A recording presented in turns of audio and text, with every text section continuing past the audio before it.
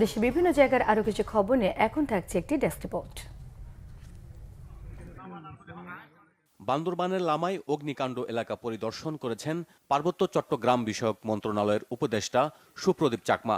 অগ্নিসংযোগে ক্ষতিগ্রস্ত পরিবারের মাঝে ত্রাণ ও শীতবস্ত্র বিতরণ করেন উপদেষ্টা। চাঁদপুরে জাহাজে 7 শ্রমিক হত্যা রহস্য উদ্ঘাটন এবং জড়িতদের বিচারের দাবিতে অনির্দিষ্টকালের নৌযান ধর্মঘট শুরু হয়েছে বরিশালে।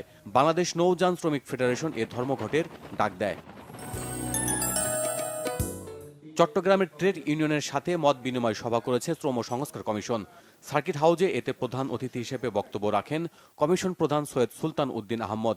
এ সময় শ্রম খাতের আমূল পরিবর্তনের দাবি জানান বিভিন্ন ফেডারেশনের নেতারা। শেখ হাসিনার দোসররা পরিকল্পিতভাবে সচিবালয়ের ভেতরে অগ্নিকাণ্ড ঘটিয়েছে বলে মন্তব্য করেছেন গণ অধিকার পরিষদের দপ্তর সম্পাদক শাকিলুজ্জামান। দুপুরে টাঙ্গাইল প্রেস ক্লাব মিলনায়তনে ছাত্র অধিকার পরিষদের পরিচিত সভায় তিনি এ মন্তব্য করেন। সিরাজগঞ্জ চেম্বার অব কমার্সের 40তম বার্ষিক সাধারণ সভা হয়েছে। সভায় সাইদুর রহমান বাচ্চুকে সভাপতি নির্বাচিত করা হয়। উপস্থিত ছিলেন জেলা বিএনপির সভাপতি রুমানা মাহমুদ। জাতীয়তাবাদী সামাজিক সাংস্কৃতিক সংস্থা জাসাসের 46তম প্রতিষ্ঠা বার্ষিকী পালন হয়েছে গোপালগঞ্জে।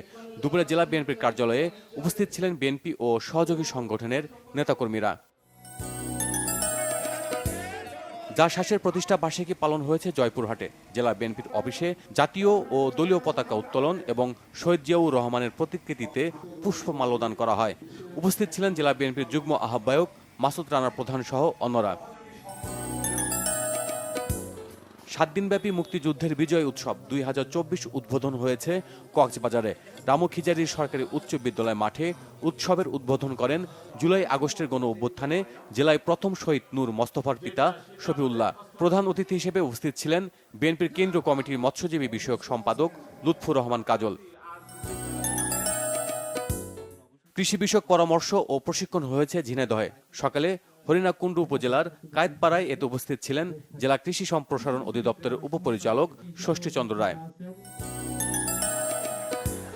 পাবনা এডওয়ার্ড কলেজে ব্যবস্থাপনা বিভাগের 50 বছর পূর্তি উপলক্ষে সুবর্ণ জয়ন্তী ও পুনর্মিলনী হয়েছে। সকালে কলেজের কৃতি শিক্ষার্থীদের আয়োজনে একটি বর্ণাঢ্য র্যালি বের করা হয়।